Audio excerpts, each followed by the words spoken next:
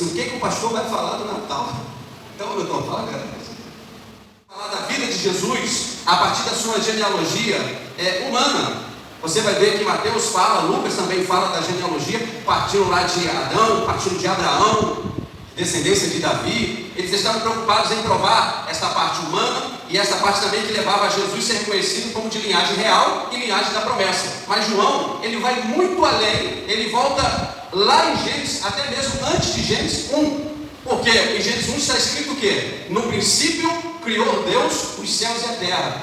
Só que para se criar os céus e a terra, Deus, ele liberou a sua palavra, o verbo, porque o verbo é uma ação. E Jesus, que era a palavra na boca de Deus, esse Jesus que existia antes de existir, antes de nascer, Jesus já existia, ele então vai participar da criação. Ou seja, João, ele vai muito além do que os outros evangelistas. Isso é muito importante a gente saber, embora não seja um culto de doutrina ou ensinamento, ou um seminário, é importante todo crente saber. Vamos colocar aqui no mínimo 2.000 anos de assunto sobre o nascimento de Cristo Jesus. E sempre quando chega nessa época, há uma certa confusão, e não é explicado, é um tabu de anos e anos, e preferiu-se dentro da igreja, e por um caminho, ainda que aquele caminho não fosse necessariamente o caminho correto, mas o caminho que mais foi aceito. 3 tipos de Natal. A gente sabe que tem o Natal secular, que é o Natal convencional, que é o Natal comercial. Feriados, eles não são criados para o seu descanso. Feriados são criados para aquecer o mercado. Sim ou não? Você vai descansar, porque quem está em cima pensa, libera por um dia ou 2 até uma suposta perda nos lucros, para que depois eu possa ter, nesse dia ou próximo desse dia, muitas vendas. É por isso que Jesus todo ano nasce e morre, porque isso dá dinheiro. Todo ano Jesus nasce e morre. Morre e nasce, nasce e morre. Nasce, morre, morre e nasce.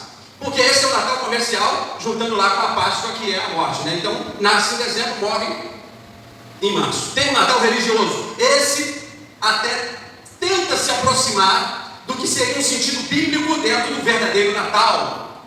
Porém, infelizmente, não é culpa de você, não é culpa minha, porque eu não ensino isso, mas é culpa de coisa de mais ou menos 1.800 anos, 1.700 anos atrás. Então a culpa seria nossa agora se a gente, ao saber da verdade, der prosseguimento. Porque esse Natal religioso que funciona em muitas famílias, em muitas igrejas, inclusive algumas até ornamento com arado, com bolinha, com tudo mais, ele foi sincretizado.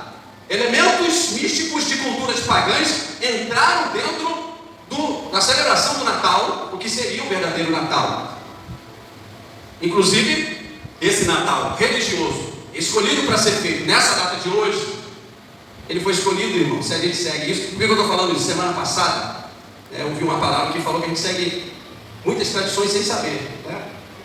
A Renata pregou ali para a gente muito bem. E a gente segue essa é uma delas, porque na verdade o Natal, como festa religiosa, foi instituído pela Igreja Católica. Vocês sabiam disso ou não? Junto com Constantino, lá no ano 354, junto com o arcebispo de uma certa região, que recebia favores do rei, decidiram chegar nesse consenso de, num dia que era para uma festa a um deus pagão, um chamado Deus Sol, que era também conhecido em outras religiões como Deus Mitra, ou Deus Ra, ou Deus Surya, ou Deus Sabitar, não importa. É o Deus Sol em várias culturas. Eles decidiram, vamos colocar nessa data, porque a gente vai declarar ali o Natalis Solis Invicti, nascimento do Sol Invicto. E vamos pegar uns textos da Bíblia que dizem que Jesus é o Sol da Justiça que haveria de nascer, e vamos colocar nessa data para quê? Para que aqueles que adoravam as imagens naquele dia, eles passariam a adorar Jesus, porque era o mesmo dia. Eles tentaram dar um migué na cultura da época. O nascimento de Jesus, e sendo esse então o verdadeiro Natal na vida do crente, Natal fala de nascimento, sim, tá bem? Natal fala de nascimento. E quando Jesus nasce no nosso coração, de quem Jesus já nasceu no coração, diga amém. Amém. Você se tornou uma nova criatura. Diz a Bíblia, nesse mesmo Evangelho de João, no capítulo 3, que você nasceu de novo.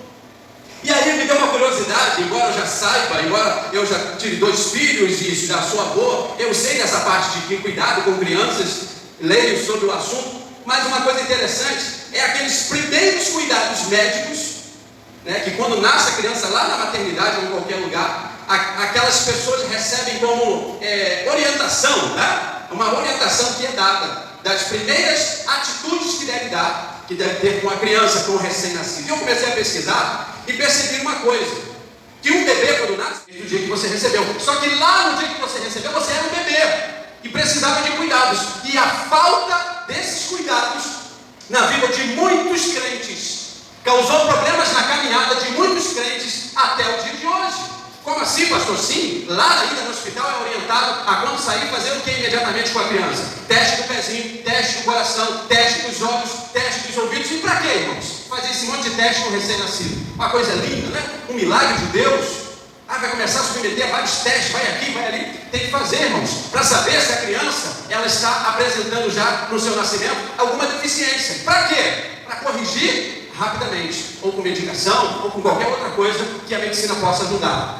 Sabe, irmãos, muitos irmãos nossos, no seu nascimento, quando teve encontro com Jesus, não tiveram esses cuidados com ele, e nem a própria pessoa teve cuidado de si mesmo, e até hoje carrega defeitos desde o dia do seu nascimento.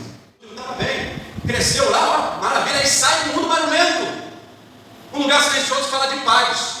Pessoas que não observaram isso no início da sua caminhada são atribuladas até hoje. Não faz a diferença entre casa, igreja, família, trabalho. Eles são atribulados em todo lugar onde chega, porque não conseguiu aprender o caminho da paz assim que nasceu de novo. Sabe, irmãos, tem mais coisa, tem restrição de contatos, tem banho de água, banho de sol. Não dá tempo de falar disso. Correta no colo, essa eu termino com ela. Assim que amamenta, não pode ficar muito tempo para ele deitar, tem que ficar inclinadinho até para dar uns tapinhas nas costas de leve e para ele poder arrotar e evitar refluxo. O que vai acontecer, irmãos? Esse tapinha nas costas, especialistas dizem que quando a criança está no ventre, não sei se é a veia, o cordão umbilical, uma veia da costela da mãe, não sei de onde que é aquilo que eles tiraram. Essa veia passa pertinho das costas do bebê e que passa a pulsação do sangue. Fica.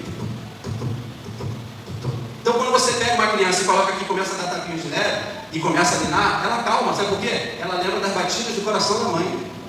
Coisa linda, né, irmãos? Só que tem crente hoje que você não pode dar tapinha. Mas, para vós, os que temeis o meu nome, quem aqui tem o nome do Senhor? Amém? Nascerá o sol da justiça e cura trará nas suas asas, e saireis e saltareis como bezerros das trevas. O verbo no grego é esquinesis. Ele está dizendo, o verbo, a palavra, se fez carne e tabernaculou. O que era o tabernáculo, irmãos? Rapidinho para a gente lembrar. O tabernáculo era aquela tenda no deserto que cobria a glória de Deus. Era um sinal do tabernáculo ali que Deus, o Todo-Poderoso, estava no meio do seu povo. Jesus vem trazer essa presença para o meio dos filhos que estavam agora ali perdidos, que estavam em idolatrias, em violências, em imoralidades, ou outros que ainda estavam mantendo a sua santidade, mas estavam sem esperança, sem expectativa, porque o domínio dos romanos era muito duro. E então Jesus vem e vai fazer um tabernáculo. A palavra agora vai habitar no meio do povo como um ser humano. O Deus Filho, o Todo-Poderoso, aquele que esse próprio texto diz aqui no versículo 2 e 3, que foi por meio dele que todas as coisas que existem veio a existir. Porque quando Deus disse lá no Gênesis, haja luz, ele estava falando, sabe o que, irmãos? Um verbo, ele estava liberando a palavra, ele estava dizendo assim, ó, Jesus. E quando se pronuncia o nome de Jesus, aquilo que estava em trevas recebe luz, aquilo que estava sem forma começa a ganhar forma, aquilo que estava esquecido começa a ser lembrado, aquilo que estava doente começa a ser curado, aquilo que estava caído começa a ser levantado, porque o nome de Jesus é vida, porque ele é o verbo de Deus, a palavra que estava na boca de Deus. Sabe por que Jesus, no seu ministério, por 7 vezes, João fala isso, ele se declarou, eu sou igual ao Pai? Porque eu sou é o verbo. Quando Moisés foi libertar o povo, ele falou, tá bom, o senhor me convenceu, mas em nome de qual Deus que eu estou indo libertar Israel?